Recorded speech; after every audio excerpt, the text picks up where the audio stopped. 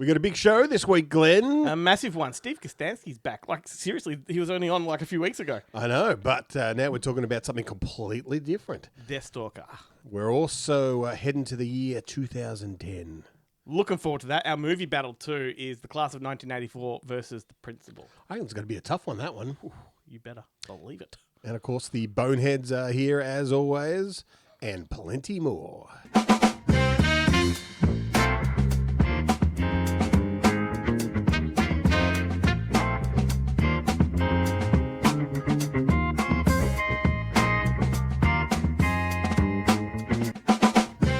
Welcome, long-time listeners, first-time callers. This is Good Movie Monday, the home of nerdy cinematic ramblings. I am your host, Ben Helwig, and I am joined, as always, by the man who does all the work, Mr. Glenn Cochran. I love it when you host because I get to start off with a good sip of coffee.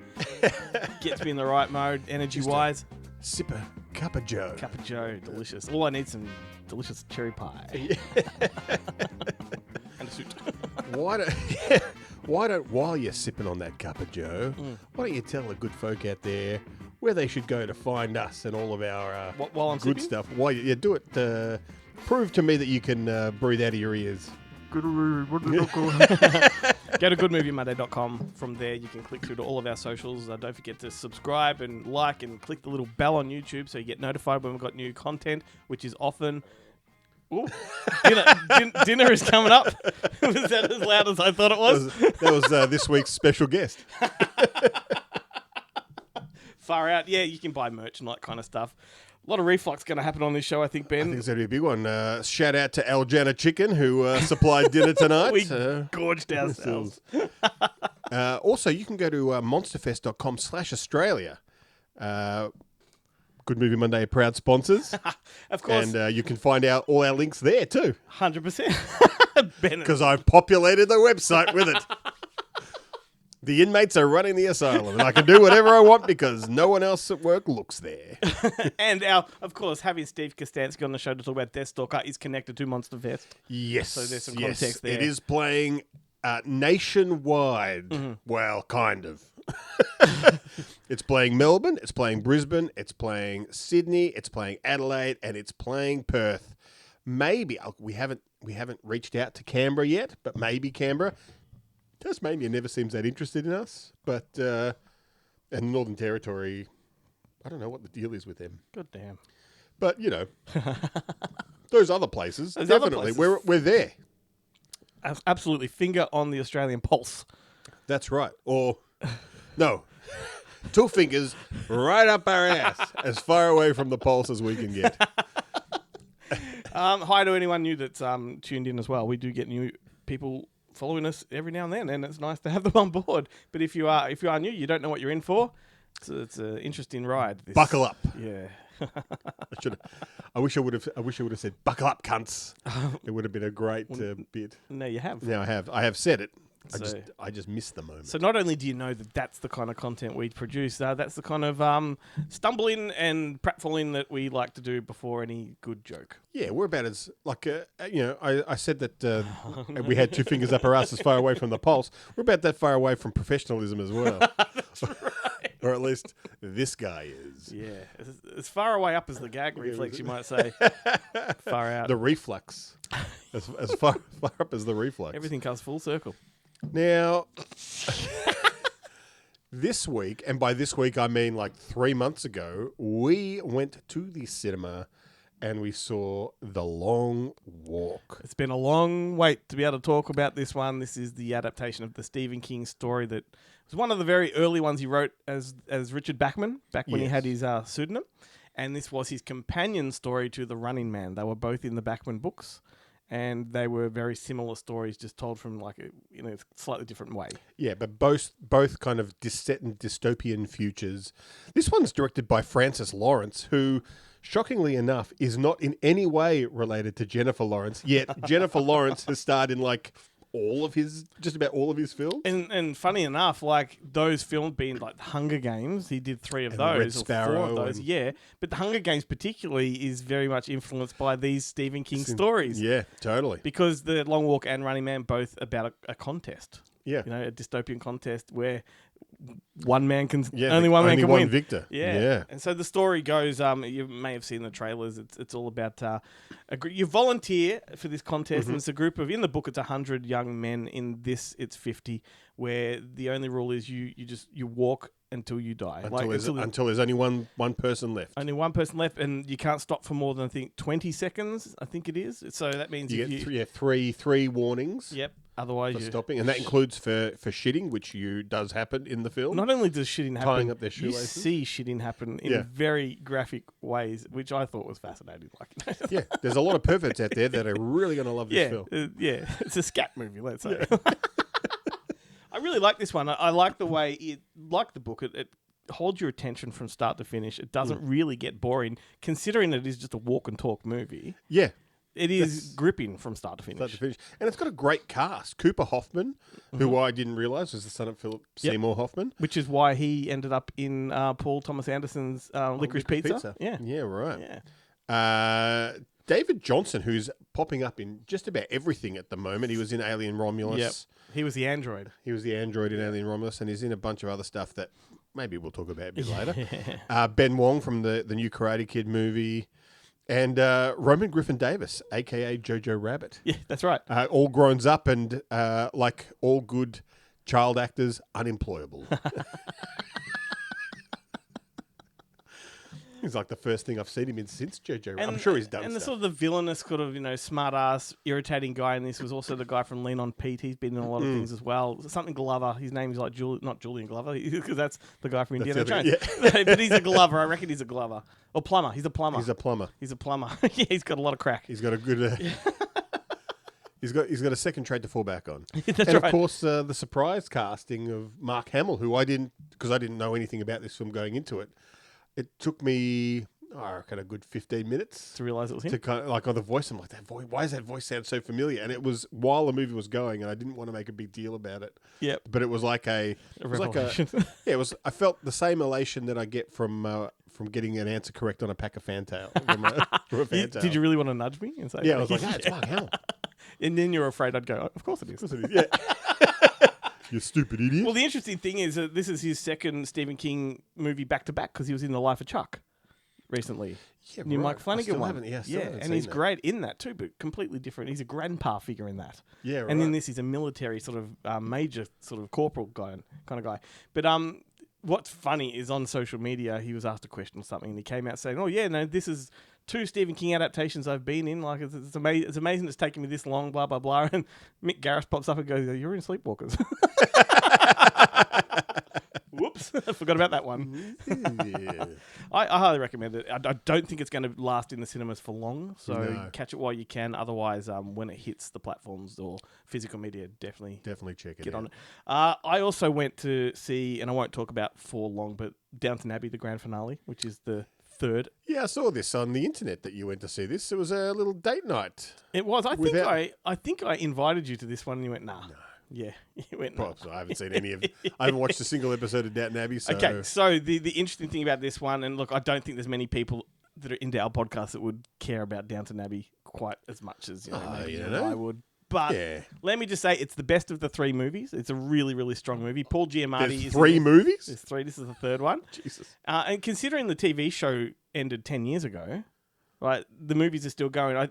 They say this is the end of the road, but it's certainly left the door open for a new era. Is it still Julian Fellows doing all of them? Yep. Yeah, right. And this one is so good. Like, the writing's really good. It's very funny.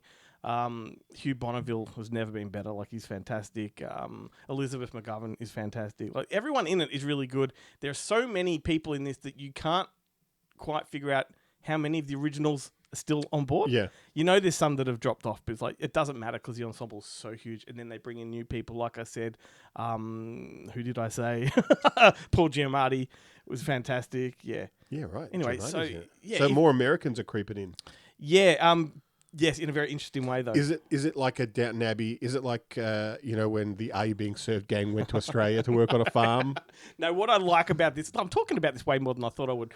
What I like about this one, it's set in 1930, so it's when there's a shift where the high society is sort of having to adapt to modern times. Right. And the classes are starting to sort of come closer together than they were. And they've got to navigate how the family represents Downton moving forward. And it's a change of the guard. And there's a lot of fantastic, juicy comedic drama to be had in all of that. Lovely. So that's good. But if you've never watched a single episode or previous movies, do not watch it. This is simply a fan movie. It is for people that know it inside and out, because there's a lot of references to shit that you'll have no fucking idea about. But I also saw possibly a movie that's going to nudge into my top 10 this year. My top 10, I reevaluated it. I'm going to have to bump some out to make room for new ones. Sketch. Have you heard of this one? No. It's amazing. It's actually from Angel Studios, the ones that did The Last Rodeo and Sound of Freedom. Okay. You wouldn't know it because it's got no real clear sort of, because that is sort of, it's a Christian production company, but there's no clear Christian moralizing or anything like that in it. I think it's just something they've acquired. Because those Christians are nefarious. They sneak in through the back door, if you know what I mean. This movie stars Tony Hale, and he's fantastic in this. But it is, if you can imagine, how did I describe it here? Jurassic Park makes Goosebumps. It's essentially about a brother and sister that have recently lost their mother, and the son and the father are coping quite well with it, but the daughter is pouring her grief out onto the page, like drawings and things like that. So she's drawing really disturbing stuff. Right. And don't ask me how this fits in. Is it this just based does. on a computer game? No, I don't think so. But the son, when he's walking through the woods, discovers this mystical lake that has the power to bring things to life. And he drops her book in there. So all of the drawings come to life, and it becomes War of the Worlds, like these giant drawings are taking over the town. And like, instead of where a horror movie would be cover you in blood and guts and all that, this is whatever she used to create them, whether it be chalk or crayon or whatever. That is what the monsters are made of. So when they are killed, they splat crayon or they splat chalk. And it's a really messy, scary kind of family film. It's one of those movies in the 80s that you and I would just fucking froth over. There's very few things that I hate more than having chalk dust on me. Yeah, I mean, So that would actually be really bad. yeah, and they get covered in that shit. Yeah, right. You know you see those exercise things where people go and they run a mile and they get themselves covered in all that chalky, dusty stuff. It's like that. Yeah. Anyway, look, I highly recommend it. It's the best kids family film that's sort of a bit edgy and intelligent since The Last Mimsy, which I talk about a lot. The one that Bob Shea directed, 15 years ago now. So yeah, Sketch. It's fantastic. It's gonna be my top 10. Wow. Sound enthusiastic, why don't you? No, I just can't believe I've just never heard of it. It's Terrific TV Tuesday, the only Tuesday TV segment that drops on a Monday. Terrific TV Tuesday time, Glenn. Yes, at the end of that last segment, I kind of got a bit frazzled because my phone was going off and I was losing track of what I was saying. So if I was drifting there, that's why. That's why. Terrific TV Tuesday. This is going to be a very interesting one. I've got a couple of directions I can go for this week. Oh, okay. So I haven't really watched much. Right, I've tried to get back into a show that I had not given up on, but just stopped watching. But I'm not convinced it's worth recommending yet. All right, so now try down. Okay, so then I watched half of a new documentary series that's dropped that is pretty good, but I kind of want to wait till it finishes before I have a conclusive conversation. All right, go left. All right, another game. Ooh. Now, I'm not going to embarrass you this time because I made you sing theme songs last time. This is a game that I know if you threw at me, I think we'd be equally as good and bad at this. Okay. So, do you want to do this or do you want me to talk about one of those shows? Let's do the game. Okay, so what is it a spin-off from? I list some titles. You tell me what the spin-off, what it is spinning off from. What's the original show? Yeah, right. Okay. Now, some of these I didn't even know fucking existed till I started putting this list together. So I learnt as I was going, which might be the same for you. You might go, what? Yeah. You want to give it a crack? Let's do it. Booker from 1989 to 1990. Who's in Booker? Oh, I know. That's a 21 Jump Street spin-off? Yeah, ding, ding, ding. Off to a flying start. I don't think you're going to have any trouble with the second one. Gomer Pyle, USMC, from 64 to 69. Ooh. Well, golly, Shazam! Yeah, what was that a spin-off? Not McHale's Navy. No, but Gomer Pyle was in another show that made him famous. Not Oh no, it's not going to be something like F Troop. No. What is it going to be? I think It's got to be a military show, right? No, not necessarily. It's not. He was like the military character. It's not. Petticoat Junction or No, it was the Andy Griffith Show. the Andy. Yeah. Yeah, you're on the right track. I was trying to think of but I was like, it's not the one where he's the lawyer. It's the one before that. Matlock. It's not Matlock. It's the one before it with Don Knotts and stuff. What about Grace and Favor from 92 to 93? Grace and Favor? Yeah. I don't even remember this show. You'll love the answer once you know it. Is it the Golden Girls? No, that was Golden Palace. Cheers? Nope. This is one I had no idea existed. When did it run? From 92 to 93. But that is a trickster kind of Grace question. and Favor. Because the show that it spun off from was much earlier. Ooh. Can you tell me who's in it? I don't know their names. You'd know all their names, but I don't know their names. But you kind of gave it away before when you told me to go up or down. Menswear. Oh, geez, it's not. Hang on. Is it Are You Being Served? Yes. Wow. Two characters got their own spin-off show. Yeah, right. There we First go. floor, menswear, stationery, and leatherware. You didn't have to sing. No, yeah. What about 1999? There was a TV show called Crusade. Oh, that was a spin-off of Babylon 5. Sure was. What about Daria, the 97 to 2002 show? The animated one? Yeah. Oh. I didn't know it was a spin-off until I was researching. It's not Beavis and Butthead. Yeah, it is. It is. It Wow. is. Well done. What about Models Inc.? Models Inc. is a spin-off of Melrose Place. Which is a spin-off of? Beverly Hills 90210. That is correct. Wow. Because that was going to be my next one. What about Burnside? Oh, that's a spin-off of The Bill, my It friend. is. I thought you might get excited. I do have that box set. It's shit. He's got like they turned it into a kind of Equalizer type TV show, but he's got like fancy weapons and fancy like surveillance equipment and stuff, and it's just. I think that I read somewhere. I think there was a second spin-off too. I didn't note it. Of The Bill. Yeah, I just didn't note it down. What about Frasier? Frasier's a spin-off of Cheers. Correct. What about the Tortellis? The Tortellis. Oh, is that a spin-off of The Goonies? No, that's the Fratellis. That's the Fratellis. No, but it. I think is it Dennis Hader, the guy with the hairy shoulders from Dick, and played Richard Nixon in Dick. Oh, and he's in the TV show spin-off? He's one of the lead actors. He's one of the Tortellis. It's not. It's not Carla's family from Cheers, is it? No. Yeah, it is. It is. Yeah. Yeah, right. Well done. That was 1987. I've got so many of these, but it depends on how far you want to go. Let's just keep going. Mrs. Columbo, 1979. Yeah, that's a Columbo. I've know. got that with Kate Nelligan. Is it any Kate good? Mulgrew. No, Kate Mulgrew from Star Trek Voyager. I knew you'd get it. haven't watched an episode of I'm it. curious, though. Only lasted one season. What about Knots Landing, the show that my parents used to watch religiously? Oh, Knots Landing. Isn't that a spin-off of Dallas? Yep. Nosey's Television. Young Americans. This one I did know, but I'd forgotten all about, and I was equally as amazed when I relearned it. Young Americans. Was Kristen Cruick in that show? Sounds about right. I don't remember who was in it, but possibly right era. Is it? It's not Canadian though, is it? It's not one of those. No, but weird it ones. could easily be passed off as Canadian. In fact, the theme song from the original show was a Canadian singer. The alternative theme song, I should say, because it had a theme song and it got changed. Or was it the David Bowie song? No. And then they went, we can't afford this. No.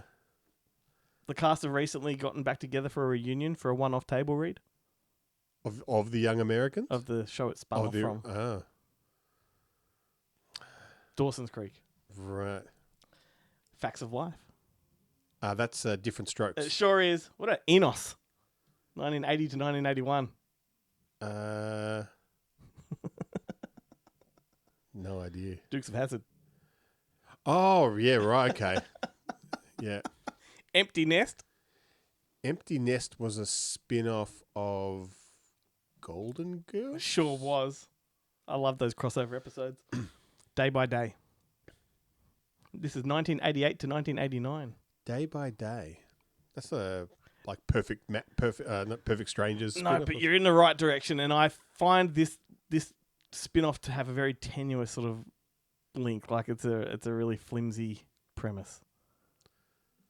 It spun off from one episode of the original show that they thought, this is a good show. This is going to be good. You know who's in it? Who's in spin-off? I don't know who's in the spin-off. This show? I know who's in the original. I know everyone that's in the original. Yeah, I don't know. Family Ties. Yeah, right. And the premise was it's one of Stephen Keaton's old roommates from college has his own show. Right. So tenuous. What about Tucker's Luck from 1983 to 1985? Tucker's Luck. Didn't know this one myself. You're playing along at home. That's the question, or have you tuned off? Tucker's Luck. I mean, there's the Tucker and the Witch TV series with Tim Matheson and Kim Cattrall before they were recast. No, I have a funny feeling this is a show on. you would have watched when you were younger.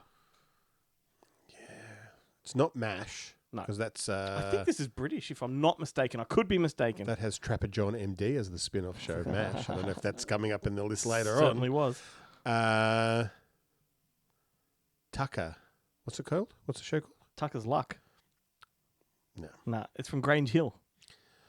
Well, okay. Did you watch Grange Hill? I did watch Grange Hill. I thought you might have. What about Just the 10 of Us from 1988 to 1990? Sitcom. That's not from the Waltons? No, Growing Pains. Growing Pains. Yep. Hampton Court. Hampton Court was a spin-off of Hey Dad. Yes. What this one fascinated me. I had no idea. Buddies from 1996. Buddies. And it happened to star Dave Chappelle in the lead. With that guy that played the stoner in Homebake. I can't remember his name. That was Dave Chappelle. No, yeah, his mate. His mate. Step by Step? No, Home Improvement. Home Improvement. Their characters were guests on Tool Time. Jeez. Got their own show. They were just desperate for TV shows at a certain point, weren't they? Here's one I've actually watched a couple of episodes of. Code of Justice from 1986. From 1986? Yeah, Code of Justice. Great title. Is that a spin-off of like LA Law? Nope. Or Hill Street Blues? Nope. Or... Hill Street Blues had that Dennis Franz spin-off. yeah, that's the musical. No, Matlock? Knight Rider. Knight Rider. Yep. Yeah. George and Mildred. That was a spin-off of... not The Good Life. Not To the Manor Born. It's one of those... It's one of those. Bless This House? Man About the House. Man About the House, yeah. All right, Top of the Heap from 1991. No idea. Married with Children. Wow. I know. Diagnosis Murder. Oh, that was a spin-off? Yep. And you've already said the title several times. Oh, have I? Yeah. It's not Golden Girls again. It's not, I would have thought it'd be like Murder, She Wrote or something. Maybe you're on the right path. Matlock? Yep. Matlock! That's Matlock! all I ever think about when I hear Matlock. Yeah. Matlock. Broadside. 1964 to 1965. Broadside? Sounds like a real dramatic thing, doesn't it? From the 60s. But it doesn't come from a dramatic source. No idea. McHale's Navy. Yeah, right. What the fuck? Not too many more to go. What about The Law and Harry McGraw?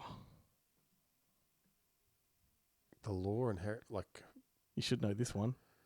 You've You've said it a few times. already. Murder, She Wrote? Yeah. Is that... Oh, is that... It's the dude that from Toy Soldiers that plays the mafia dad. The dad from Dirty Dancing? Yeah. Jerry Orbach. Yes, Jerry that's Orbach, right. yeah. He's a great character in Murder, She Wrote. What about Time of Your Life from 1999 to 2000? No idea. That's from Party of Five. Family Matters. That Family Matters... Isn't Family Matters a spin-off of... No, hang on. There was the... Family Matters with Urkel. Yeah. I do know this. It's not The Cosby Show. Step by Step? Close. Oh, Perfect Strangers. Perfect Strangers, yeah. Yeah. Next game I have to do is catchphrase. Like, did I do that? You have to figure out who the fucking character is. Going Straight, 1978. I love this show. Porridge? Yep. Sesame Park from 2007. So 1972 to 2001. Sesame Street? Yep, it's the Canadian version. Wow. Lasted 20 years. I had no idea that existed. Roundabout. Benson. Oh, Benson. I didn't know it was a spin-off at all. From 79 to 86. Also didn't know it went as far back as 79, Benson. Used to love Benson as a kid. Yeah, it was great. Webster? No, that's what my guess would have been, that Webster was a spin-off of Benson. Spin-off of Benson, yeah. No, it was soap. Yeah, I've never seen an episode of soap. Far out. And we've got 4 more. Okay. The Perversions of Science. Weird Science? No. No idea. It was Tales from the Crypt. Yeah, all right. Yep. And it had, instead of the Crypt Keeper, it had a robot as the MC. And then we got Sons of Thunder from 1999. Sons of Anarchy? No, 99. Walker, Texas Ranger.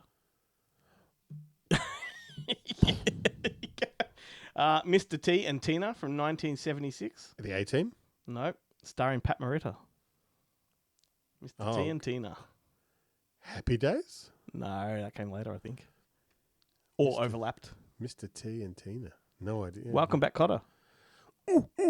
Welcome back. Last one, 1989, Living Dolls. Don't say the young ones. That's not Dallas or... It's a sitcom. It's a sitcom. Used to have the daughter from the sitcom's boobies on my wall pinned up. Growing Pains? Who's the boss? Yeah, right. Alyssa Milano. Yeah. Yummy, yummy. I was just watching somebody do her workout tape. Like some TikToker was like doing Alyssa Milano's Teen Steam was her workout tape. And that was What's the Spin-Off From? What have you got, Ben? Well, look, I'm just going to do it super quickly. I watched Murder is Easy, based on the Agatha Christie's thing. It's the latest, or I don't even know how latest it is. I think it was last year, in these kind of British TV adaptations of Agatha Christie. Yes, they did yes. that. Why didn't they ask Evans? And there's a couple more that have come out since then. This one stars that David Johnson from The Long Walk. Mm-hmm. And there's a couple other people, but Penelope Wilton is in it. The lead woman in it, I'm not going to pronounce her name because it's Welsh, and there's a couple of Y's and a D in there that I don't know how to pronounce. But basically, look, it follows this guy who's come over from Nigeria to accept a post at Whitehall as an attaché, and on the train from Portsmouth or Dover or wherever he's come into the UK from, he meets Penelope Wilton, who tells him that she's on her way to Scotland Yard to report a murder in her like small town that nobody else believes is a murder, or a series of murders. I'm sold already. And then, of course, they get to lunch, and he offers to accompany her, and then on the way she gets hit by a car and killed. Oh, spoiler? No, this is all in the first 10 minutes. Okay, excellent. And so then he decides to go follow to through. the town and try and solve the murder. Yeah, investigate the murder. I'm on board. It's great. It's 2 episodes. They're an hour each, which Yep. is perfect for this. Yep. Wow. Speaking of Penelope Wilton, she was the best thing about the new Downton Abbey movie. No, I didn't even know that she was in. I mean, why wouldn't she? She's the perfect age. All through the series, she's been the sidekick to Maggie Smith's character, right? Right. And she now takes that baton and runs with it. It's great. Anyway, we're not talking about Downton. That's more Downton Abbey talk than I ever imagined would when be are on we the going to talk show. about the Gilded Age? That's what I want to know. Oh, I've got to wait for my wife to start it. Can you please? I'll be, yeah. Can you please? You are quite often a deciding factor in things like that. I'll drop some subtle / not so subtle. I have been suggesting it since it was announced. I'm like, if you love Downton Abbey, get onto this. It's freaking great. Well, if you're listening to the show, this will mean nothing. But if you're watching it on YouTube, it's about to get dark. Very, very, very dark. Just naturally over the course of the day, while we were talking to Steve Kostanski about his new film Deathstalker, half the screen's going to get dark. Yeah. The sun came down, and I seriously do think it's just a case of It's like you just don't notice it. Like You you're still well lit, but your webcam has just gone. So Steve Kostanski's room got very dark as we're talking, and by the end of it, he's almost shrouded in darkness. He's and lit only by the computer screen. he obviously adjusted, didn't think to turn the light on. Yeah. I know we're talking to him, and I'm like looking at you, like thinking, dude, are you picking up this too? Like, Could have just. Maybe we should have said something, or maybe not. Maybe it's just fine the way it is. no, I think it adds atmosphere. Atmosphere, yeah. But here we go. We're talking to Steve Kostanski about Deathstalker.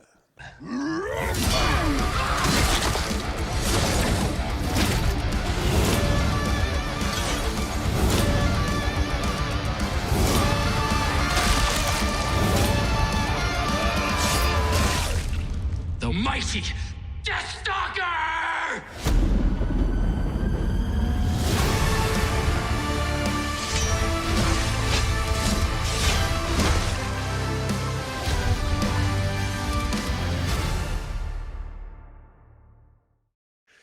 Hey, Steve. Thanks so much for joining us once again. This is your second appearance of second time on Good Movie Monday.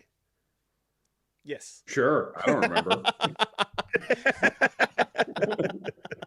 Back in the early days, we had second today. Yes, second today. Connor and Adam were on the previous podcast back in the day. Back in the day, right? Yeah. Probably for the editor, right? Didn't they come down for? They did, Monster but this Fest? was way back for I think the release of Manborg locally. Oh, okay. Yeah. Weird Yes. that I wasn't on. I know, but I was just like a little amateur sort of podcaster back then and just sort of reached out directly. And I don't think I knew a whole lot about the production at that point in time and just reached out and they said, yeah, why not? So we've come a fair way since then. Congrats on still doing it as well. Like, this is the kind of thing that can flare up and fizzle out pretty fast. So good job for sticking with it.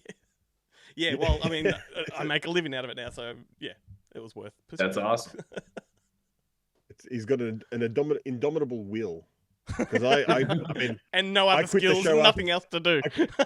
I quit the show after the second episode. This is all pre-recorded stuff that you're playing. This is all, yeah.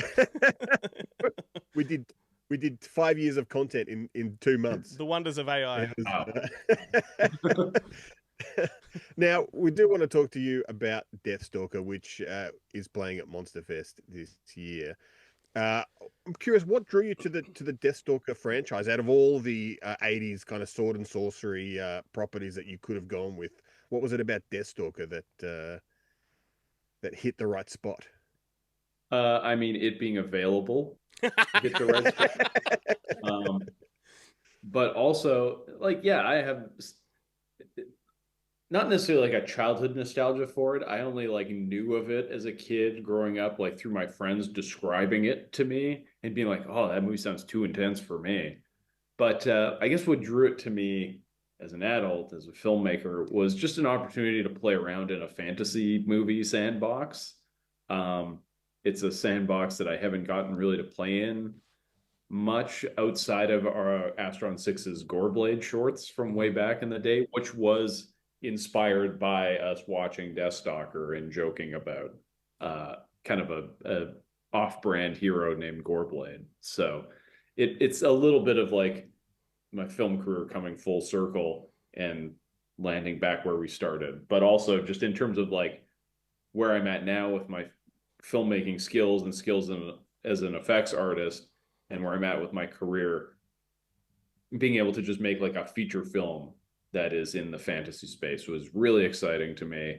And also just, I liked the challenge of making my version of that type of movie, because it's definitely my version of it. It's not necessarily just me following the beats of what came before. I don't think that necessarily would be a movie I'd be too interested in. So yeah, being able to put my own stamp on like the sword and sorcery fantasy genre was just really exciting to me, because it meant, you know, I'm getting out of like the sci-fi space of PG and into more like kind of medieval imagery and fantasy monsters and stuff. It was just really exciting to me. Now, if someone were to hold a 3 or 4 bladed sword to your throat and ask you to rank the existing Deathstalker films in order of quality, what would your what would your rank be?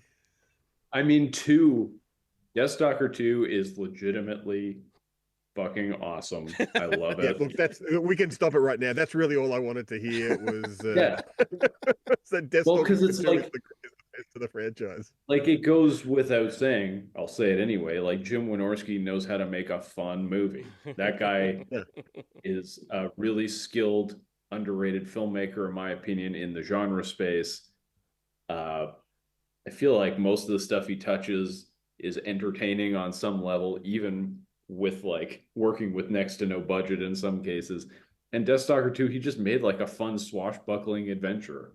And that's all I wanted to do with my movies. Like I just want to do like my version of that that's like silly in a Steve Kostanski sort of way. Yeah.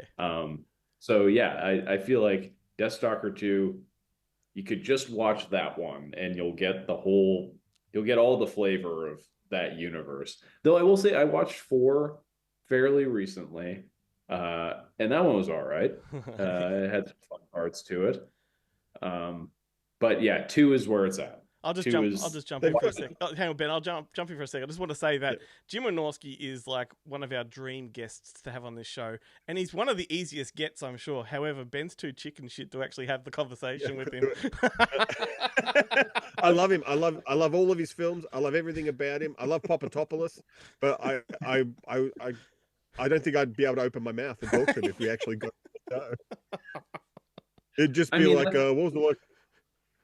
Yeah, Tracy Lord's questions and stupid shit like that.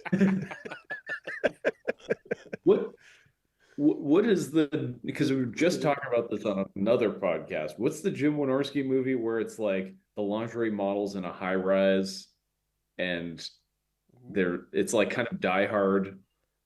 Oh, is that no limits or no content? Was that with Shannon Tweed and Hard to Kill? Maybe? I think it might be Hard to Kill. Hard to Kill? Yeah. I think it's Hard to Kill because it is something of Die Hard adjacent in title. But yeah, we put that on in the shop not that long ago and like never heard of it and instantly was pulled in. It was like, this is fun. Why is this fun? Oh, because it's Jim Wynorski, of course. There's something to be said. There's a series of great Die Hard knockoffs. And Hard to Kill is one of them, and the other one is there's one with Andrew Dice Clay and Rowdy Roddy Piper and Shannon Tweed and Robert Davi, which is also excellent. I highly recommend. My favorite's the Dean Cain one, the Christmas one in the shopping mall where he plays a security guard. Oh, that one was shot in my hometown of Winnipeg, Manitoba. I love it. You're right. Wow. Yeah, it was at Portage Place Mall. I think they shot that at. There you go. Yeah, and I remember back in the day being like, wow, it's like there's a real Hollywood movie shooting here. How little did you know? Yeah, this straight-to-video Die Hard knockoff. Yeah, starring TV's Superman, which is yes, the best. Well, it had Bruce Glover in there as well, I think.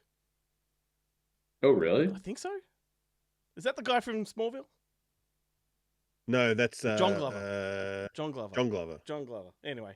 I digress. Yeah, isn't Bruce Glover Crispin Glover's dad? Yeah, he's dead. Anyway. Yeah. Carry on. Sorry, I derailed you. Some kind of Glover. He's a Glover.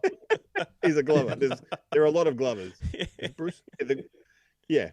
He's in Smallville though, the one you're thinking of. Yeah. Not Lois and Clark, the New Adventures of Superman. Although actually, really quickly, Ben mentioned the 4-bladed sword. And his name's Talon, I think, in the movie. Is that a direct Sword and the Sorcerer homage?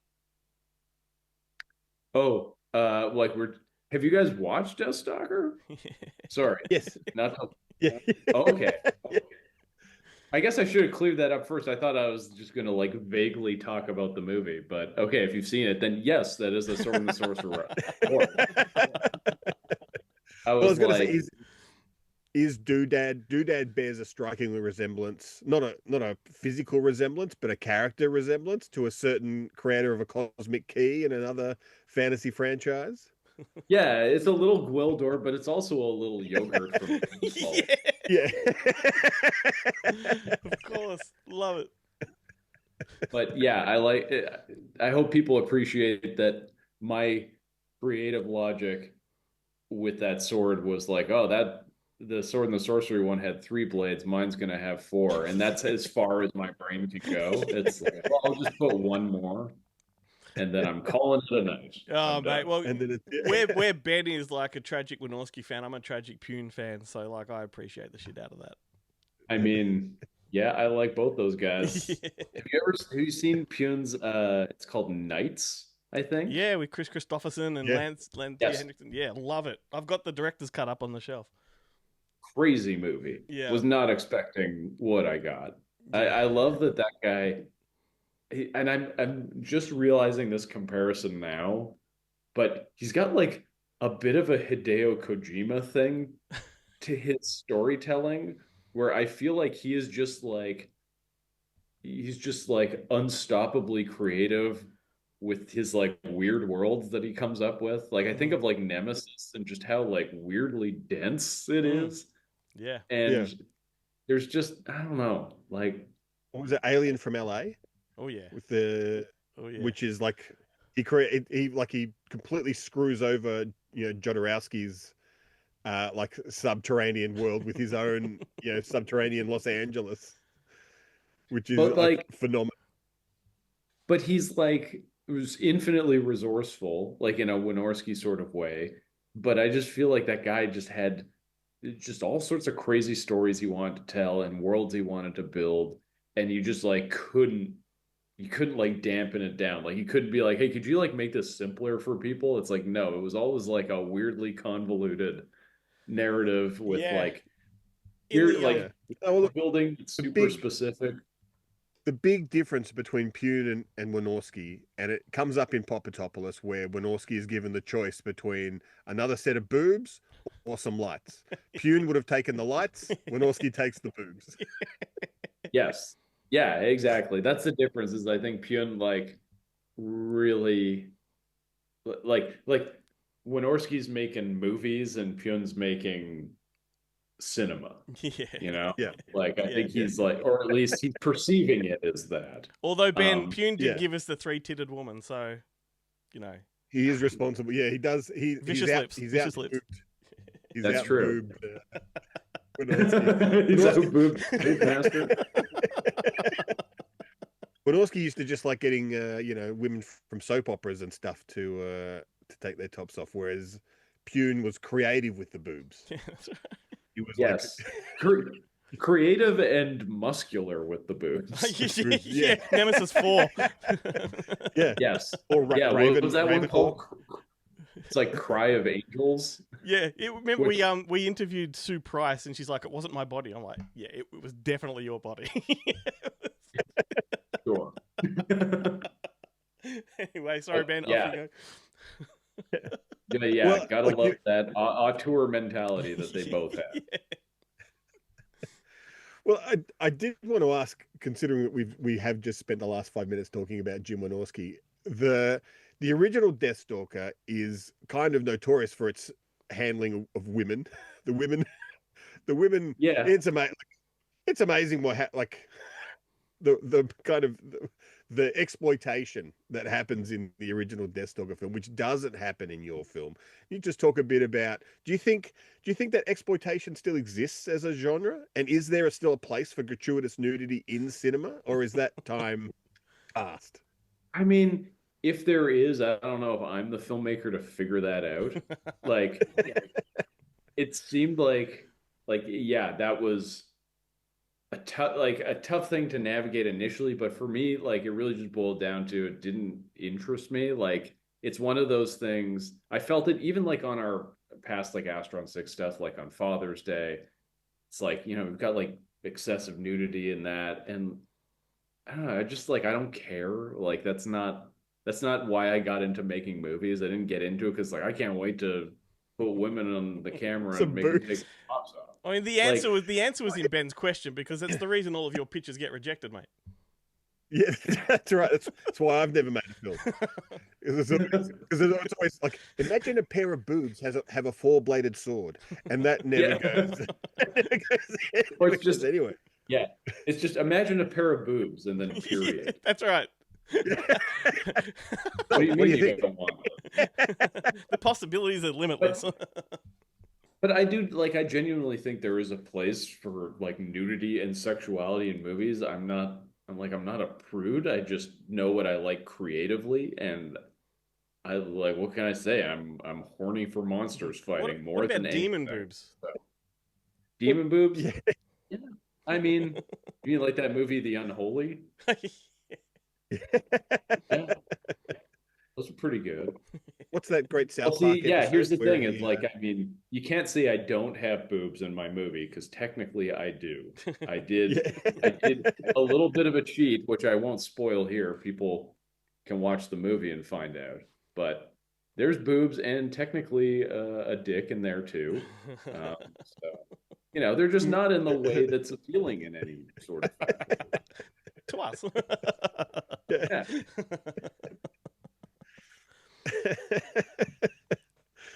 Uh, so now you've often worked in projects that have limited budgets but big imagination behind them. What were the most challenging parts of Deathstalker? What were the you know Uh, the whole fucking movie, I guess. Like, I don't know. Have you guys ever tried like putting horses in a movie? It's a whole thing. Trying to get a horse. It's like a lot of work. It's just like, yeah, this was a tough one. It was a lot of things to navigate. It was very ambitious in a way that I couldn't do on my own. It required a big team. And so, yeah, it was like it was difficult really like getting the money on the screen in the way that I wanted it. Mhm. And it did eventually devolve into what all my movies turn into, which is me and a few friends in my effects shop shooting inserts. I like forced Adam to help me shoot some miniatures at one point. Uh, like just doing it real on the cheap. Like there is some real budget stuff happening in this movie. Like you cannot criticize this movie for not being authentically low budget because it 100% is at every level. Like we really had to beg, borrow, steal, scrape to make this thing have the scope that it has because it's definitely my biggest movie. Mhm. But at the same time, feels like I was navigating the same budget issues that I've had on every movie, just more of them. So more of them? it was a real challenge, but the team was amazing. Like honestly, like the best crew I've ever had, and working with Daniel Bernhardt and his team, like they really stepped up. Uh, just like I don't know, just like the star power and the scope and the quality of the fighting of the movie, it just brought it to a whole other level. It made it into a new kind of crazy thing. Yeah. Like brought me to a new world of filmmaking that I wasn't expecting to be brought into. So Daniel that Byrne. part it Sorry. was all worth it. The hell of making it was totally worth it for what we were able to achieve on this movie. I think it looks fucking epic, mate. Daniel Bernhard may as well be a drinking game on our show because we do reference him quite a lot, and I was so thrilled to see him in the lead here. But him and Nina Bergman have worked together, I think, a couple of times before. Did they have like a really good chemistry coming into this from the outset? Oh yeah, I mean, like their real life relationship informed their on-screen relationship, and yeah, it like I don't know. I had auditioned a bunch of people for Grendel, for like the leader of the Thieves Guild, and Nina was actually the one that brought in this idea of like, oh, what if we suggest there was like kind of a past relationship here, like beyond just a professional relationship, and uh, once she like brought that element in, I felt like it just elevated that whole sequence and turned it into its own little mini movie. It's like one of my favorite parts of the film now is their interaction because I feel like so much story is happening in their conversation and just the way that Deathstalker is treating her. I yeah, really impressed with how that happened. Daniel brought like a bunch of his like people that he's worked with before onto the project. Like Paul Lazenby, who plays Joe Tack, is a friend of his, and yeah, they have a great dynamic, and he brought a real crazy energy to the film, real good bad guy energy. So yeah, I really on the cast side of things, like lucked out. It was pretty amazing being able to just throw these people on camera and torment them in the same way that I torment my Astron 6 friends.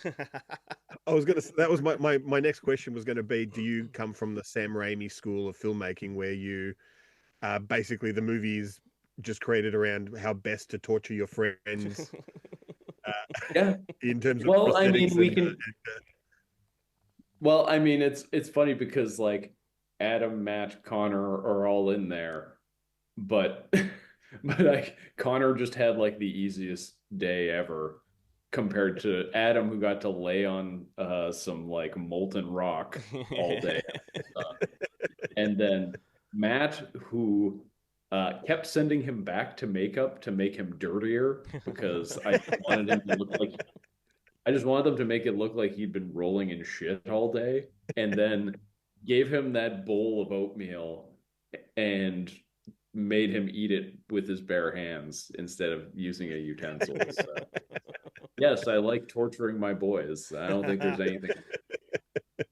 So good, so good. You have a character in here called Brisbane, so if there's an Australian cut, you'll need to rename her Brisbane, just so you know. Like, That's fine. yeah.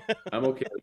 I mean, I won't be able to finance that redubbing myself, but I support it. That's down to the Australian distributor. It'll just Yeah, yeah, they'll just they'll get figure someone like me to do it. So it would just be a random, Bloke's and voice. now is the time for Brisbane to come. It'd be like a really bad dubbing job. That was a really. I mean, but it would that be was bad. appropriate to the era that we're emulating. So Yeah. I'm fine with it.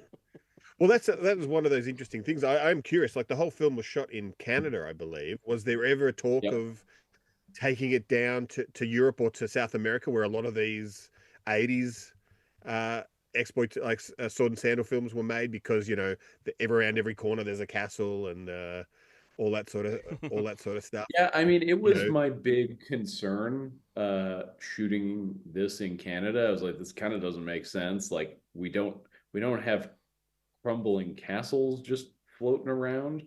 Um, and yeah, early on, like, when the sky's the limit and you're not having any real conversations about budget, like, yeah, of course, we're like, oh, maybe we shoot some of it in Argentina, like the first Deathstalker.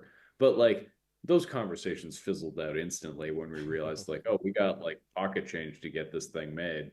So, yeah, like most of it was shot Northern Ontario, a little bit in Toronto, a little bit in my basement in Winnipeg, those previously mentioned miniatures. But yeah, I went on a scout in Sudbury, Ontario, and I scouted a few quarries there, and that's when the gears started turning for me, and I realized like, oh, okay, like I think I could make this work because I on the page I did want a wasteland kind of flavor to the whole thing. I wanted to feel desolate and kind of miserable. And yeah, I visited this one quarry that really looked like the surface of another planet. It's where the opening battle takes place. And yeah, I just loved it so much. I was like, I don't think we need to try to go anywhere else because like have it. Like we've got plenty of practical locations here, and then yeah, a lot of it I wanted to be in studio anyway as well, because that's just a look that I really love. One of my kind of weird offbeat reference points for this movie was that live action Fist of the North Star movie from the early 90s, which that Yeah. whole movie is shot indoors, even when it's supposed to be like outside, like in a big wide open Vista type space. So I just like how weird that is. So I wanted some of that with Deathstalker. So yeah, there's like the swamp set that we used for the meeting with the Thieves Guild. Like I just love how that feels fake in a theatrical fantasy sort of way. Like it just feels right. It feels kind of like Krull. Like a lot of this movie feels like Yeah. Krull. To me. Um, Like, I think I made Kroll by accident. It was supposed to be Deathstalker. I think I made but I love it. yeah, like I just when I made that connection of like, okay, I've got these quarries that look cool, plus we have studio stuff like sets and things, and the look of these movies is sets primarily. Then I figured like, all right, I think we can make Canada work for this. So yeah, we got there. It just took a bit of creative thinking to get to it. To do it. Now, look, I don't want to take up too much more of your time. I do have two very quick questions. Yep. Well, one very quick question, then one maybe not. I noticed that Slash is an executive producer of this film. How did that happen? Berserker gang. Yeah, I mean he's teamed up with the Raven Banner guys to make movies. Yeah, right. I mean, he's a big genre fan. Was very excited to be attached to this one, be involved. He came up to set, came up to visit. It was pretty awesome. Certainly boosted crew morale having that guy just kind of puttering. 100%. Yeah. Does he travel with a guitar at all times? Like on? I assume that's just like his like I put on jeans. That's what I was hoping. That's what I was hoping for, but sadly, no. No, No, a top hat like at least. Top hat.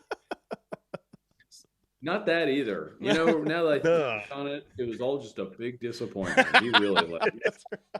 No, like he was just like such a sweet, chill guy, like just enthusiastic. It's nice. Nice having somebody you know, with that kind of success and fame come down and just because he's passionate about this type of project. So very cool. Yeah, Ben, our podcast Instagram follows his production company, so you go check it out.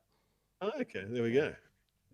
I don't tend to go on that too much because then I end up making inappropriate comments in the name of the podcast, which I don't like to. And you save that for my own. And you have to watch yourself. And I have to walk it back. Yeah, Yeah, I didn't mean to be so offensive. And the very last question is: if you had to give someone a homework assignment of 5 films to watch before watching Deathstalker to kind of get into the mood, what would they be? Crow. Knights. Yeah, Knights. Deathstalker 2. Shogun Assassin. Ooh. Ninja Awesome. Scroll. Oh yeah. Mortal Kombat. And then go play the 90s PC game Heretic. Oh yeah, what a great game. Yeah. And then play Diablo for a little bit. Trying to think what other homework I should give them. I guess the Sword and the Sorcerer would be a good one to watch as well. Like that one definitely has a bit of influence on this. Maybe play some Golden Axe. Yeah. Or Gauntlet 2. And you know what? Gauntlet 2. So do what? Play a little Gauntlet 2, or maybe that's just me. Yeah, sure, why not? Throw it in there.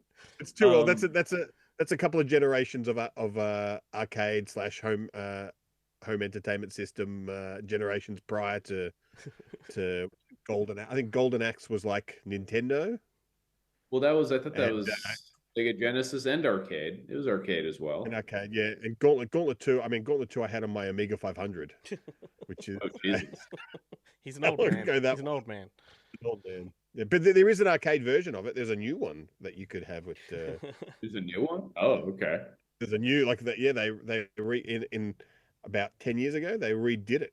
And they had Gauntlet 3 arcade game. It was like a 4-player, big kind of unit, and you still had the classic elf is hungry, and you have to go and find food for him to eat before you go killing ghouls and goblins and stuff. It's good. I mean, that's pretty sick. just I think 50% of the viewing audience just dropped off. They fell asleep just then. That's awesome. What a way to like wrap up that tangent. That's why Glenn doesn't let me do many of them. Well, I mean, I think that's all the homework I can give. That's a lot of stuff. That's a lot of stuff. I think maybe if if I can swing it with Cinema Nova, we'll put those movies on in the loop in the cafe bar that they have. They have a TV screen. I don't know if they play the audio, but we I just see play what you were all of those doing there. on a loop. Yeah, Oh, that's what it was actually, about. I have. Okay, there's a couple things you can add to the homework list. Because of Daniel, you should add watch all of Mortal Kombat Conquest, the series. And then also watch Bloodsport 4, The Dark Kumite. Yes, where he which, plays a different character to all the previous ones.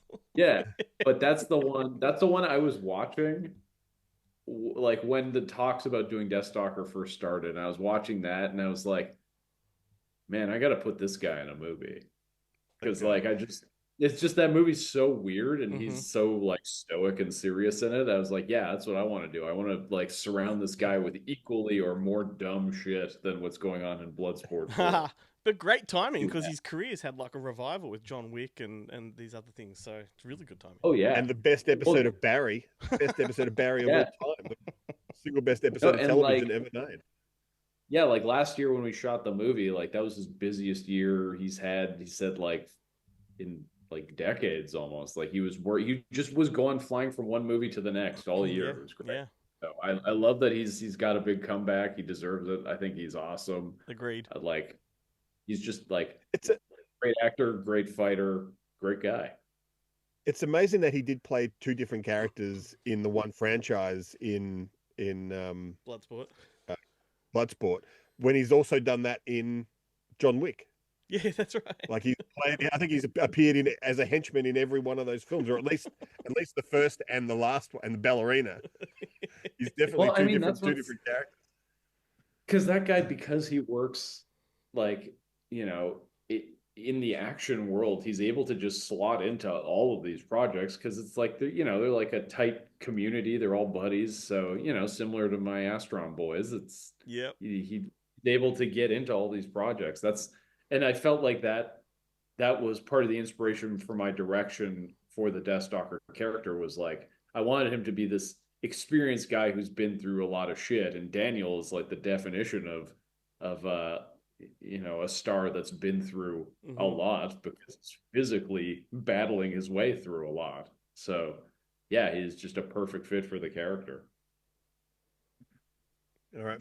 Thank you so much for this, Stephen. We really appreciate you coming on the show and talking about Deathstalker. That was that's my favorite interview that I've been a part of, and the one that I've hosted. So that was I mean, admittedly, there's only been two, but of the two, that was definitely the best one. Okay, good. The other one was the guy who directed Sky Sharks, which is another amazing piece of exploitation cinema.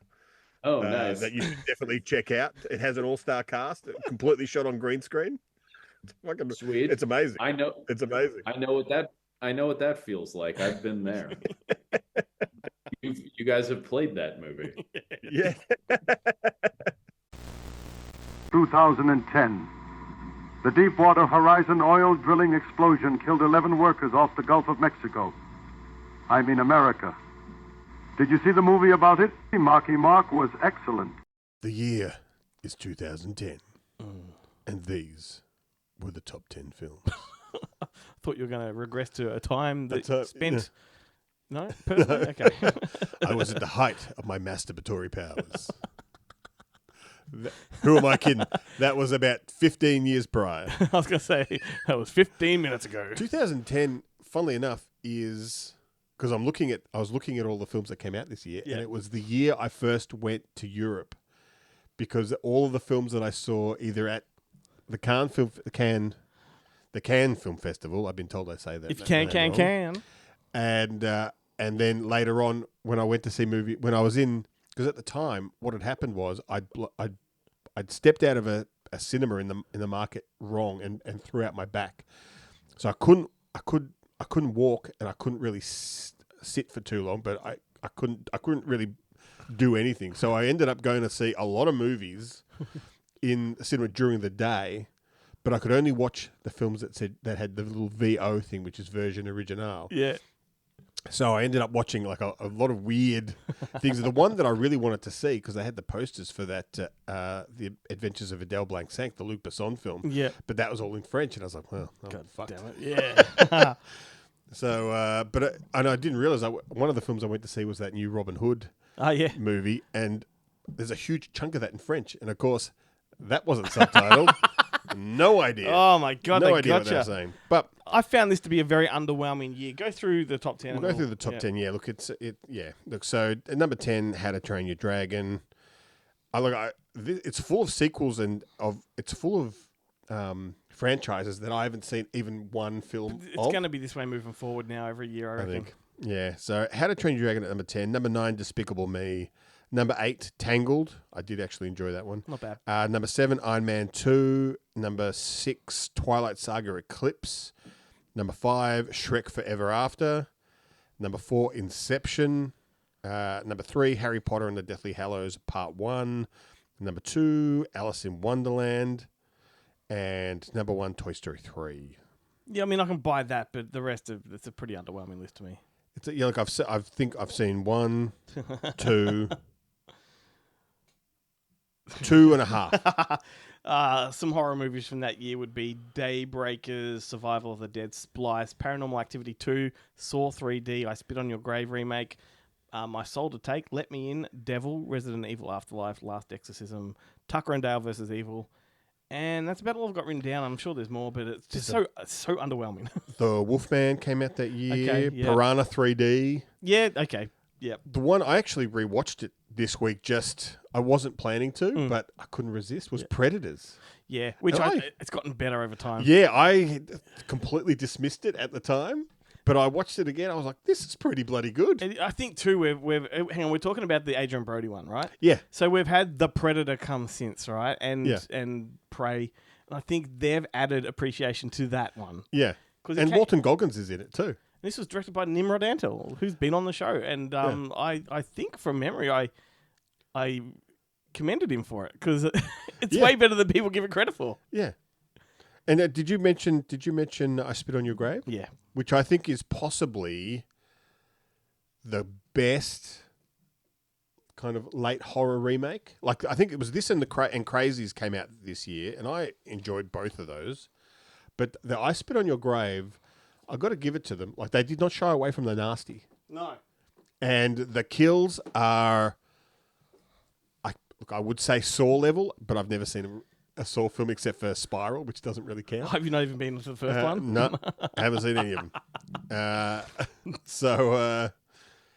Yeah, there's that. Look, there's some bangers. Kick-Ass came out. Harry Brown. Winter's Bone was a big one. I do like that year. one. Killer Inside Me, which I saw at MIF, which I was like, this is such a weird MIF film. Trash Humpers, 127 Hours, the first Skyline film. Unstoppable, that was a banger of a film. What about Free Willy 4? Free Willy 4, True Grit, The Fighter, The Tourist, a remake of one of your favourite films, Glenn. Eat, Love, Pray. Black Swan, I think, came out that year. Expendables, Book of Eli. So Denzel Washington had a pretty good year. We got the Life During Wartime, which is the sequel to Happiness. That came out that year. Yeah. Where they've recast every single character. And similar in quality, Bitch Slap. Came out. There's a couple that I really wish that I still haven't seen and I wanted to kind of watch and I just didn't have time. Yeah. But was From Paris with Love, which I'm sure is god-awful, but I've seen a clip from it. I love it. I want to see it. I love it. I think I've spooked it to you. Yeah, right. Yeah. I've got to see it. It's fantastic. If you haven't got it and it's not on streaming, you can take my DVD home with you tonight. This morning, I mean. Good save. No one noticed anything. And the other one is, I think, the last John Carpenter film, The Ward. Yeah, it would be. Cigarette Burns is technically the last, but it's more of a TV movie. And that was I feel like that's a short. They class them all as movies, apparently. As movies, yeah, right. Look, I tried to watch it. The first time I tried to watch it, I was like, I need to pay more attention to this. So I was working at the time, so I stopped it. Then the second time, the streaming service I was watching shat itself. Oh. So I couldn't watch it. Speaking of shat itself, did you get to the point where she took a shit on the bed? No, I didn't. I literally made it to the opening credits. That's as far as I got. Yeah, it was a very underwhelming movie. So it remains the last So John Carpenter film that I haven't seen. last week in our movie battle, we talked about twin movies because we had Armageddon versus Deep Impact. Do you know what the twin movie for Taken was? Because that came out this year as well. Mandy Lane? All the boys love Mandy No, Lane? Taken. It was Stolen. Right. Yeah. Tooken. No, stolen. stolen. Stolen, like, it's another word for taken, really. Yeah. You know? Yeah. It was Nicolas Cage, Stolen, directed by like, Roger Donaldson or something like that. Anyway, Yeah, right. there we go. There's a little bit of a trivia for you all. Yeah. Shall we try and guess each other's? Or let me just quickly go through some Aussie ones. Oh, yeah. It's the year of Animal Kingdom, which was a big deal because it put a lot of people on the American map, including Ben Mendelsohn. Well, that guy who's directed that new Sydney Sweeney movie that's getting all the publicity at the Yeah. moment, Christie, I think it is. Yeah. He directed Animal Kingdom. Okay, right. And, I mean, Jackie Weaver won an Oscar for it. But Yeah, which is her career.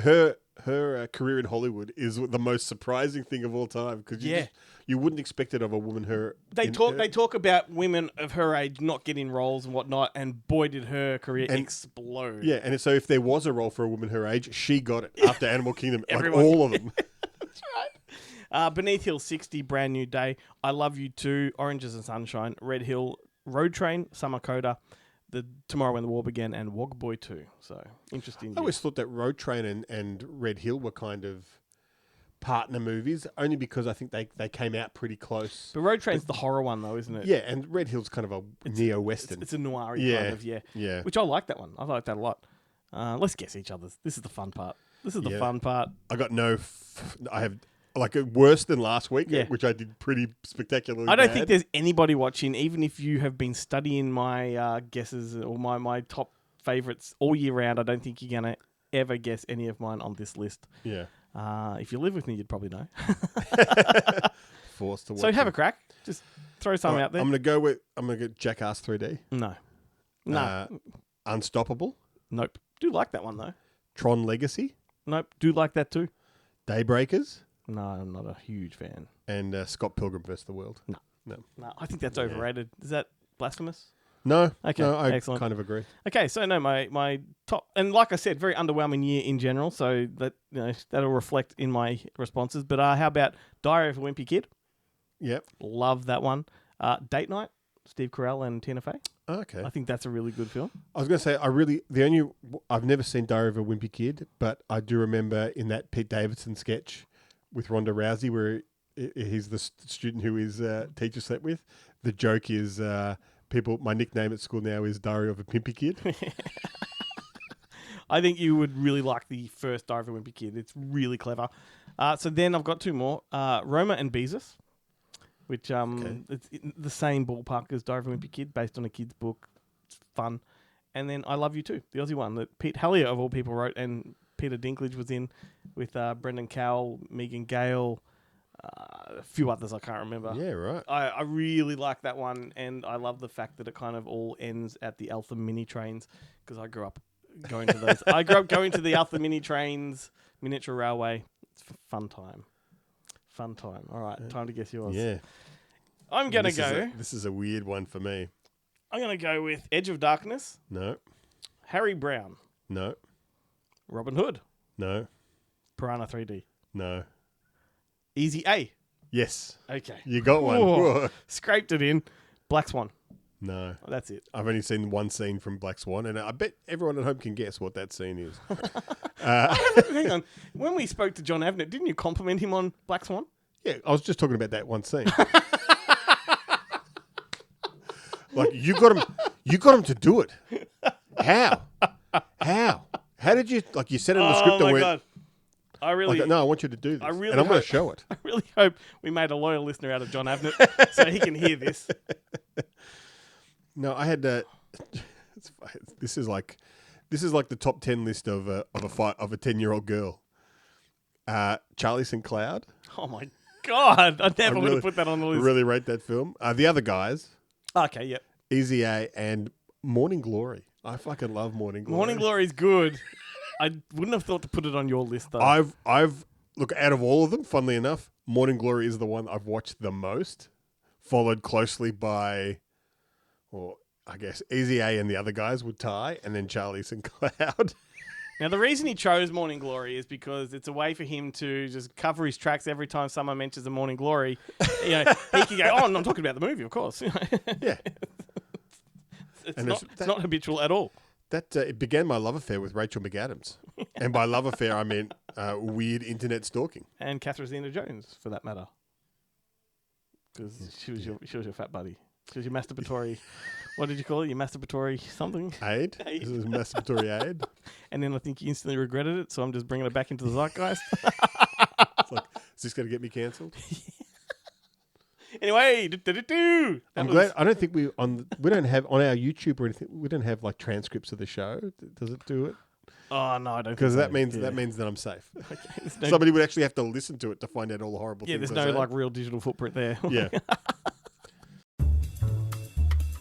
Welcome to Bonehead Weekly Fun Size, Take 2. This is our second attempt of trying to get this into the can. We'd like to welcome back Chad.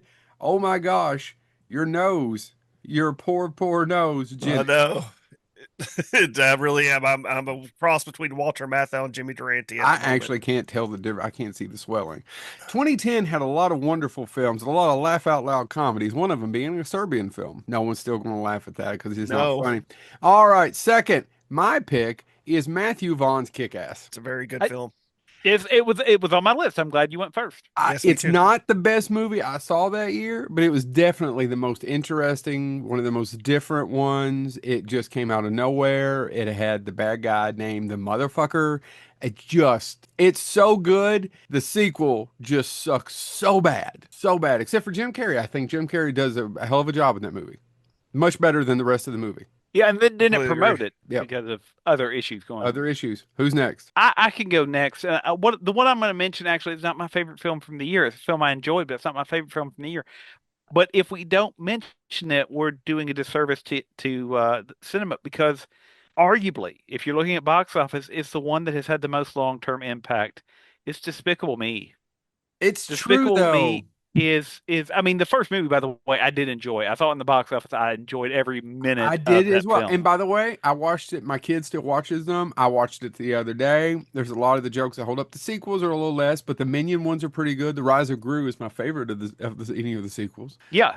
But I mean, Despicable Me, the first film by itself, is a lot of fun. And I had to pick it. I'll have some honorable mentions, but I had to pick Despicable Me because it's not leftist. We're still in 2010 when it comes to that franchise. Man, I'm surprised neither one of you picked the one that I am still not going to pick because even though I really love the film, it's not my favorite movie of 2010. My favorite movie of 2010 is from South Korea. It's called I Saw the Devil. You know, I've still never seen that. I need to watch it. Oh, it's James is waving. Well, you know what? They would say it's the one you least expect. But yeah, I Saw the Devil, directed by Kim Ji-woon. I'm probably pronouncing that wrong, but he's a fabulous director. He is. But I Saw the Devil. If you haven't seen it, it's really a fantastic film. It's about an agent who's tracking a serial killer. What he does is he exacts revenge on the serial killer by constantly trapping him, torturing him, and then re-releasing him.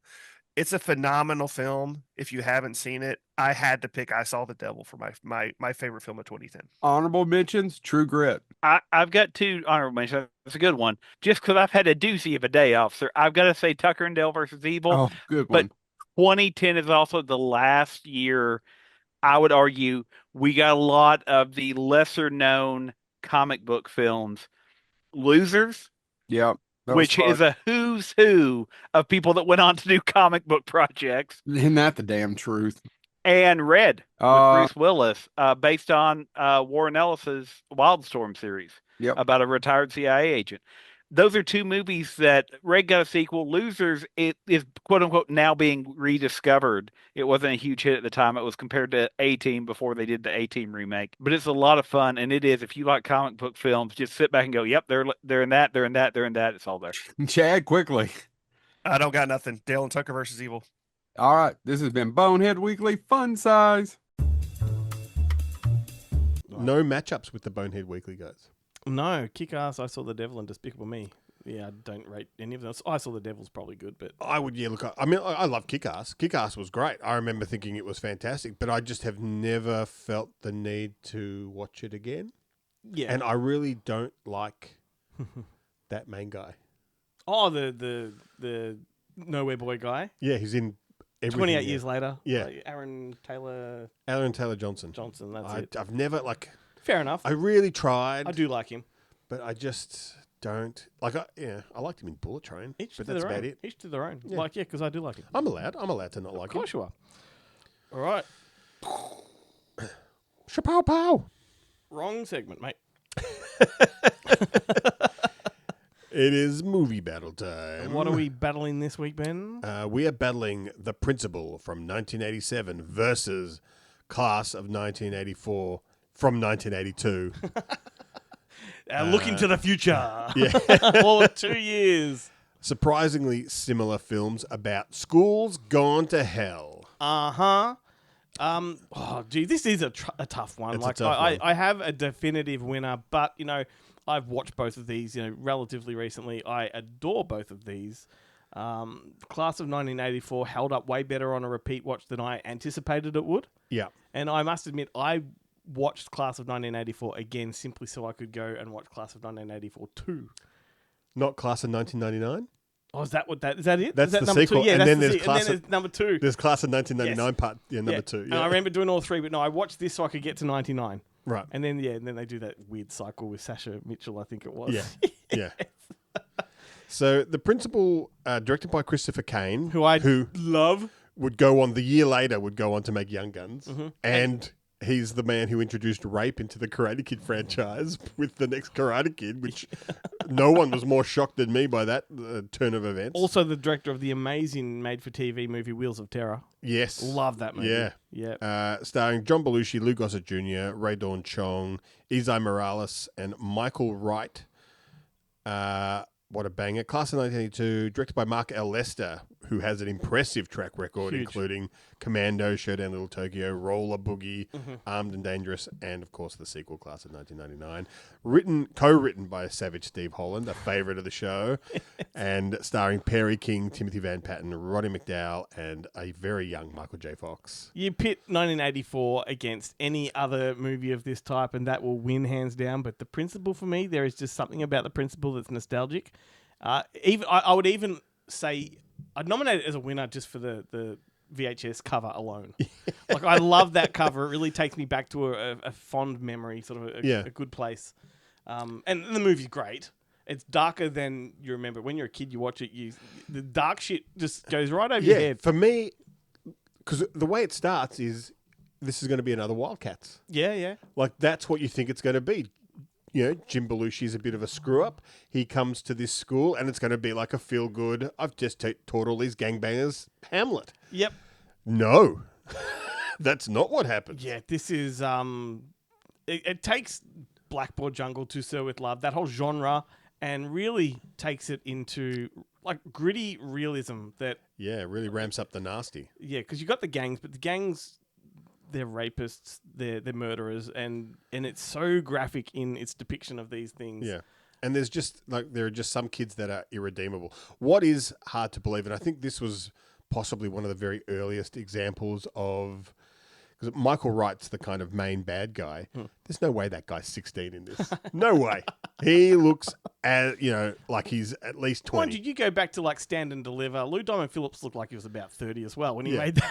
But how many Latino kids have you seen that are 13 and have full mustaches? Like, they can be deceptive. I can take any Not of these. that Lou Diamond Phillips is Latino. I can take any one of these movies any time of day, whether it's Dangerous Minds or even like The Emperor Club, if you want to go preppy. Like the Substitute movies. The Substitute movies, all 4 of them. All 4 of them. Which was in a conversation I had today, The Substitute. Like, these movies are my jam. Yeah. And I will always hold The Principal up as the pinnacle of the edgy ones. Yeah.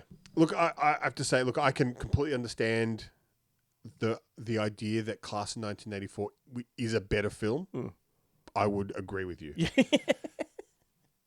But The Principal is a clear, not even touching the sides winner for me. And I watched Class of 1984 not too long ago, so I didn't rewatch it again for the show. Same.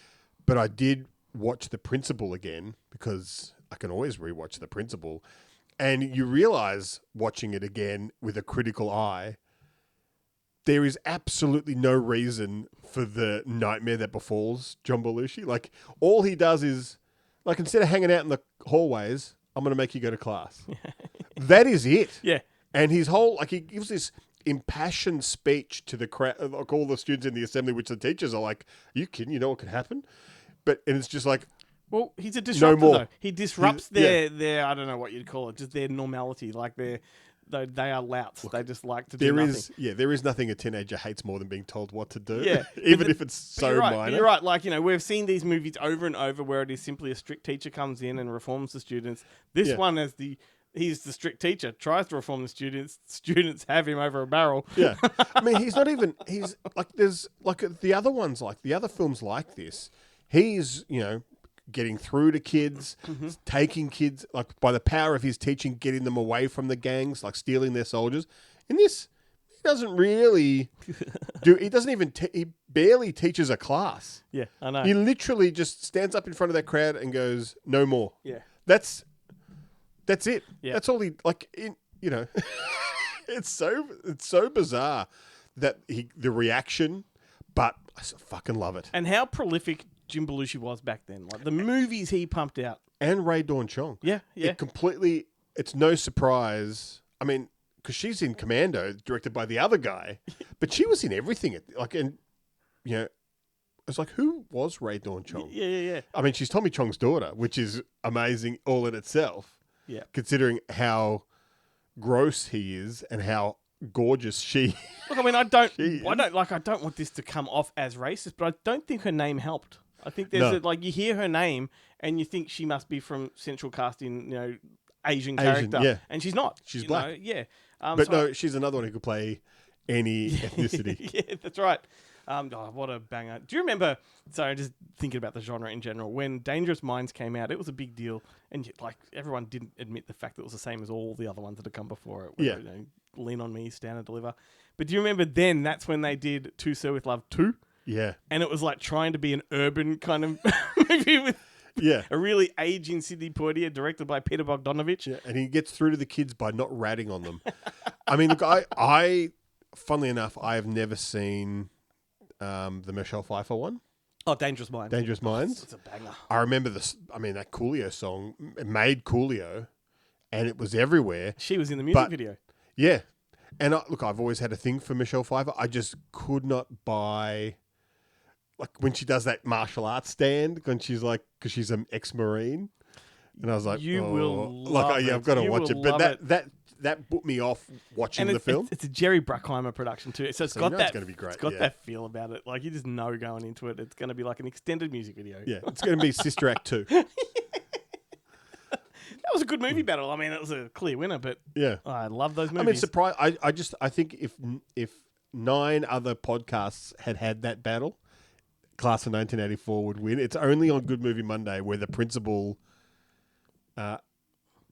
retains or attains its, because we have principles, mate. Yeah. Legitimate throne. And look, I'm amazed it doesn't have a franchise like Class of 1984. Yeah. Like, what happens in that? Like, he doesn't fix anything. He just gets rid of one. There are so many schools in the district he could go and clean up. That could be his thing. They could have done it as a TV series. Every week it's a different school. Oh, mate. So good.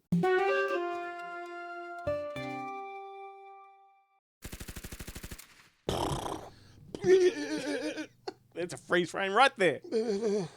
We've got a poster, people. We've got a poster. It's going to be horrible. Let me do this again. This is less embarrassing. The Screaming Eagle. Let me just do this so that I've got something I can cut. Now I've got choices. You've got so many I've got choices. Ah, Jesus. I'm going to go first Okay. with a rapid fire recommendation. Good. It's going to be, I think I'm going to try and keep it rapid. Same. I actually saw, I think it's the new Amazon Prime film, but it's been on the scroll, The Radleys. Excellent. Now my turn. All right. Yeah. Is it good? It's great. Otherwise, it wouldn't be a recommendation. It wouldn't be a recommendation. It's an interesting one, different. It's directed by Euros Lynn, who directed a lot of episodes of Happy Valley and Broadchurch, which I know you're a fan of. Yep. And it stars the internet's girlfriend, Kelly MacDonald. Kelly. And Damian Lewis. And basically they're like this ordinary family. They've got 2 kids, but they're hiding a secret. The parents have been keeping a secret from the kids. Ooh. They're actually vampires who have gone cold turkey and haven't had any blood for the entirety of their children's lives. Okay. And then their daughter goes to a party, and she is when she leaves, she goes home. She's followed home by the jock of the school, who tries to have his way with her, and they've got an excuse to feed. She kind of snaps and basically feeds. And of course, when they once they've fed for the first time, then they start getting their vampiric powers. But the parents don't know how to handle it, so they call in Damian Lewis's twin brother, also played by Damian Lewis, to come and clear up because they haven't had blood for so long. They don't have their psychic powers. They don't have their strength. They don't have any of that sort of stuff. So they call him in to get rid of the body and fix everything up, and then they have to come clean to the kids, who of course are disgusted by the fact that their parents are these sociopaths. Okay, so peaks and troughs. You had me right up here at the start. They've got a secret. When you said vampires, I'm like, oh man. Yeah. But intriguing. I'm so done with vampires. Like I feel like I've hit the wall with vampires. Yeah. Look, it's an interesting take on the daily life of vampires. I will look into it because every other reason to like it. Kelly MacDonald one, the director or showrunner, whatever. Yeah, it sounds good. The good thing about it being on that scroll on Amazon Prime is you can watch the trailer without having to do anything, and you're just like, that looks interesting. Nothing shits me more than that automatic play. Yeah. Oh. I'm trying to have a conversation here. There's a reason I haven't hit play yet, son of a bitch. So my recommendation, we had Steve Kostanski on the show, so I thought I'd go back and watch his Leprechaun. And I thought I'd seen it. I hadn't. I'd watched Leprechaun Origins, the one before it, but then he came back and made a direct sequel to the original film. And Mark Holton comes back, fat chubby guy that played Gacy, was in Pee-wee's Big Adventure. Please tell me Jennifer Aniston came back. No, it centers around. I'm interested to know about the backstory there because I read somewhere that she enjoyed this film and said like if he had have asked her to come back, she would have. I don't know if I believe it. Yeah. But, how would you even got in touch with her? Yeah. Like it never would have made it past her agent. Exactly. So anyway, but it concerns her daughter's character. Her character's daughter, I should say. Because it is a very late. Yeah, it's a legacy sequel. This is 30 years later. I remember at the time when I was prepping for the Steve Kostanski interview, that's when I found out that it existed. I didn't know. Yeah. And then completely forgot about it until you mentioned it. Yeah, well, it's so much better than I had built up in my head. I thought I'd seen it, thought I didn't enjoy it much. Turns out I hadn't seen it, and now I haven't. I've enjoyed it. And it's great. Yeah, it's not like if you know Steve Kostanski's work, it's got a signature to it, like it's a real style. This is different. This actually feels like it's in the Leprechaun universe. The only sort of trademarks of his is the creature itself, the character. Like, he designs these kind of things. If you've seen Frankie Frico, he loves his puppets and all that. But otherwise, like, it's atmospheric. It's got a real gothic kind of, nighttime foggy kind of allure to it. And story's fun. The Leprechaun guy's great. Warwick Davis chose not to come back. He probably should have. He got outstaged big time. Right. The new guy is fantastic. It's violent. It does have that. That's where it does have some good Kostanski stuff. He gets born again out of a body, like someone's body. Lovely. Because he apparently was in there. He's in there chasing a coin that this guy had swallowed 30 years ago, and he comes out going, "Oh, I got it." Is he delayed by people throwing shoes at him? No, but there is such a funny scene where he's about to just massacre an entire room, and then they realize, hang on, let's scatter some shoes, and he's going, and he goes, "Oh, what a mess this is," and he's so frustrated that they're getting away, but he's got to clean up the shoes and yeah. ADHD is and as he's putting the shoes in order, he's looking around at them obsessive compulsive disorder is a real disorder. He just keeps looking over his shoulder. They're getting away, but all these shoes need to be sorted.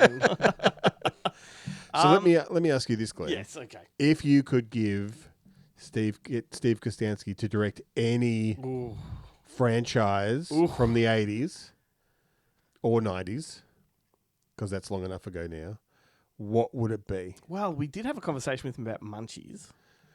Munchies would be a good one. I'm trying to think though one that's unexpected. Would I go Blood horror? Fist. No. Like, I mean, imagine what... but then again, I wouldn't want him to read... Maybe The Golden Child? Because That'd be I was thinking Big Trouble in Little China, but like, no, don't touch that. I thought you'd go for like something like The Gate. No, because The Gate's perfect. I don't want that touched. Like, I'm thinking of things that didn't play well. No, The Gate 3, the curse, or Gate 2, the curse. Legacy sequel. Get Lou's trip back and go in that direction. That'd be fantastic. What else? This is a great question. I don't want to end the show till we've had this conversation. Police Academy? Steve Kostanski's Police Academy? Oh, what are we talking here? What are we talking? I don't know. Even Or like Meatballs? A teen sex comedy? Yeah, I mean, I've got to get my head out of horror, don't I? Like, what about Species? That would be an interesting one. Yeah, I reckon he could do Species, all right. But once again, I'm just stuck in. But he needs to have a Hollywood Species level budget to do it. That is true. It can't be a low budget or medium budget Canadian. Yes. Oh, fuck me dead. You know what I reckon he'd be good at? Maybe something like Splinter. Maybe. Because that's a really interesting horror film. What about something like, and I mean, I don't want it touched, but something like Daryl or Flight of the Navigator? Like, because that's in his Flight of the Navigator would be right up his alley. In his wheelhouse, right? Yeah. Oh, my God. Or even, like, how about something really out there like Major League? Well, that'd be interesting. I mean, because there's no special effects. It'd just rely on his, storytelling abilities. Yeah. I'd like to see him do a remake of, it's not from that period of time, but I'd like to see him take on like something like Cat Sick Blues. Like something super dark. That's great on its own. Although you could do like the Canadian version of it. The Canadian version of it, yeah. What about like Matinee? Oh, no, that would be good. Or he could do Mantis. Yeah, he could do a Mant. Yeah, Mant. Yeah. Wow. Okay, that's a whole episode right there. Yeah. We should do that, like a little spin-off show over the summer break, Ben. Like, throw a director out there. What should they direct? What should they make? What should they remake? Oh, goodness me! Even though we've got plenty of ideas. I'm just looking at your. I'm looking at your thing. What if he did a live action? Live action? Is that what it's called? Live action version of Mysterious Cities of Gold. Do do do do do. Too big. Ah. He'd have to really. Do do do do do. Cities of Gold. It'd be kind of like what they did recently with the One Piece. Yeah, it'd feel like that level. Yeah, yeah. Oh gosh, what a Indian in the Cupboard. Yeah, that'd be great. That movie was not considered a classic by any means. It should be. I feel like it was like almost a movie you watched in school, but then I realized it's not a movie you had to watch for school. It's just a movie that they let you watch at the end of the year when they couldn't be bothered teaching you anymore. That's right. We tricked our elderly English teacher into letting us watch Mel Brooks' History of the World Part 1. So inappropriate. Nate, I'm Queen. Yes, Paul, yes, I'm yes. Queen. Yes. Did he let you watch the sequel?